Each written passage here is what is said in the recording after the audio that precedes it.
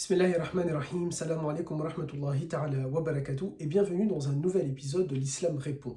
Aujourd'hui on va parler d'un sujet assez polémique et qui fait beaucoup parler, qui fait beaucoup couler d'encre, c'est la question des violences conjugales.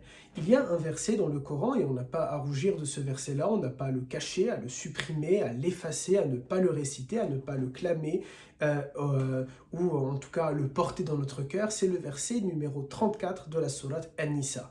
Dans ce verset-là, certaines personnes ont considéré que Allah Azza wa Jal appelle à battre les femmes, puisqu'il y a le terme wadribuhum, frappez-les. En tout cas, c'est comme ça que c'est interprété et c'est comme ça que cela a été traduit. Ce terme-là, on va y revenir, bien sûr, il n'appelle pas aux violences conjugales. Dans l'islam, nous ne concevons pas un seul instant qu'un homme puisse battre sa femme. Et le prophète alayhi salatu salam est connu pour ne jamais avoir levé la main sur ses épouses. De plus, le prophète alayhi salatu salam un jour a tenu un discours à ses élèves, à ses compagnons, en leur disant: il y a plusieurs compagnonnes, il y a plusieurs de mes élèves femmes qui viennent se plaindre auprès de mes femmes, auprès de vos mères, les mères des croyants, pour leur dire que leur mari les frappe.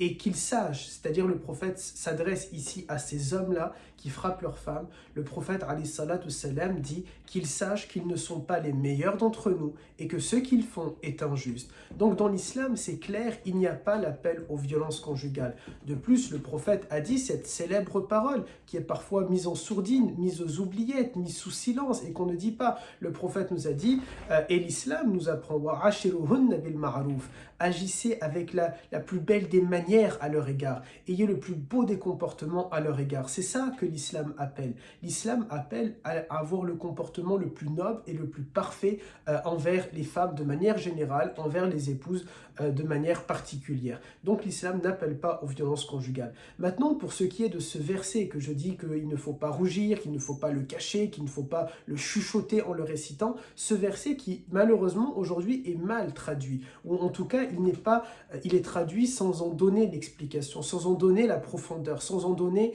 le cadre légal selon et au regard de l'islam. Ce verset qui est traduit par frappez-les, que dit-il?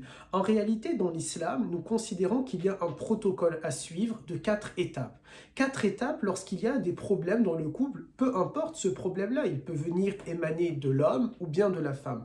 Lorsqu'il y a un conflit dans le couple, lorsqu'il y a une mésentente dans le couple, lorsqu'il y a des choses qui ne marchent pas dans le couple, l'islam nous dit la première étape, the first step, la première marche à faire, c'est le dialogue. Il faut discuter ensemble pour trouver un terrain d'entente. La deuxième étape, si jamais et uniquement, parce que dans la première étape du dialogue et de l'échange, si jamais la femme considère que l'homme est injuste à son égard, elle peut demander le divorce.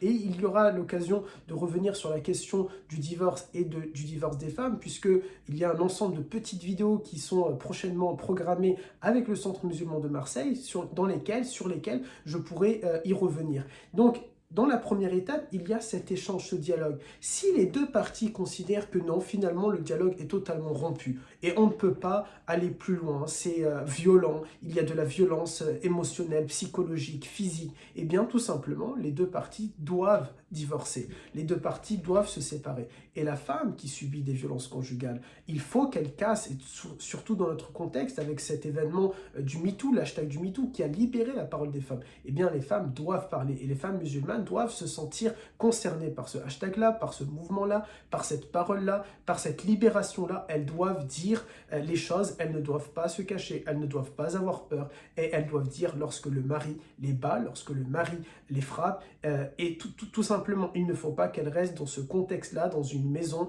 avec ce genre d'atmosphère-là, où elles risquent leur vie, ou en tout cas, elles risquent des séquelles, qu'elles soient d'ailleurs émotionnelles ou physiques. Ça, c'était mais dans la première étape, concernant cette première étape, admettons maintenant dans leur échange, dans leur discussion, il n'y a pas tout ce genre de violence, ok?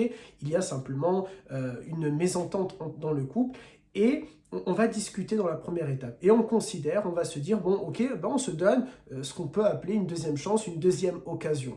Et le couple avance de cette manière-là. Et puis finalement, les problèmes reviennent.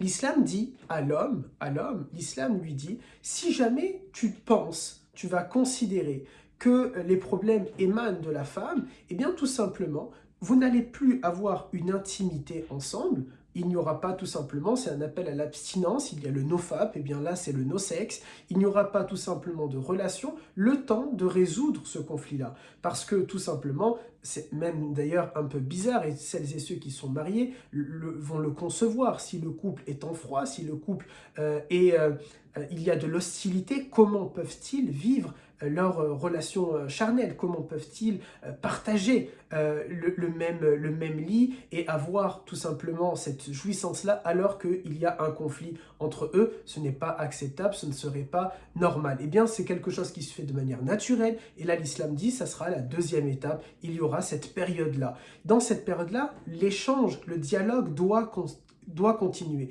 il doit se poursuivre. Si maintenant ça ne marche toujours pas, après un certain temps, ça ne marche toujours pas, alors il y a ce verset-là qui entre en jeu, sur lequel les gens l'ont traduit par frapper-les, qui en réalité n'est pas de les frapper physiquement, n'est pas de leur casser un os, ce n'est pas de leur déplacer des côtes ou des organes, non. Lorsqu'on a demandé au compagnon Ibn Abbas, qui est l'un des plus grands élèves du prophète, l'un des plus grands commentateurs du Coran, lorsqu'on lui a posé la question en lui disant Ibn Abbas, dis-nous, qu'est-ce que ça veut dire ce verset-là? Que signifie-t-il? Il dit, et j'essaye de trouver un truc à côté de moi, par exemple ça, il va prendre un petit bâton, ok, et il va dire, c'est simplement le fait de leur faire comme ça, tout simplement. C'est-à-dire, vous voyez très bien qu'ici, il ne s'agit pas, il n'a pas frappé, il n'a pas mis toute sa patate, toute sa puissance, non, c'est la symbolique, tout simplement, de dire quelque chose.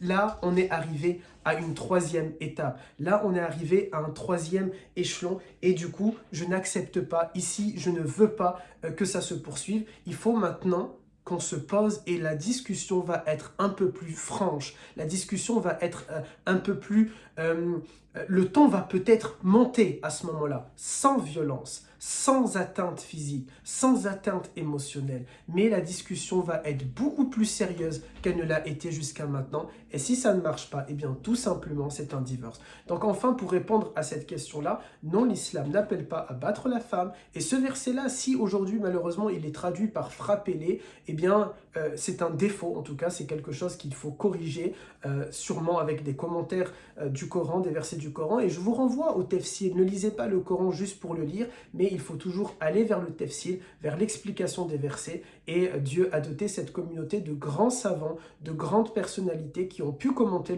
le tafsir, des savants anciens comme des savants contemporains. L'islam, et une dernière fois, n'appelle pas à battre la femme. C'était cette parole-là, une petite symbolique. C'est vraiment quelque chose juste symbolique. Après un certain nombre d'étapes, finalement, c'est tout simplement, et je finirai sur ça, pour dire si ça ne marche pas, on a tout essayé, le dialogue normal, la séparation dans le sens de on ne partage pas le même lit, il n'y a plus de sexe, plus d'intimité dans le couple, et la discussion franche n'a pas eu lieu, la symbolique même n'a pas marché, et bien tout simplement c'est le divorce. Et dans l'islam, on ne rougit pas du divorce, le divorce est permis en islam, le prophète a lui-même divorcé, c'est quelque chose qui est accepté, acceptable, respectable, et on doit respecter tout simplement. Barakallahu fikum, et salam alaikum wa rahmatullahi wa barakatuh.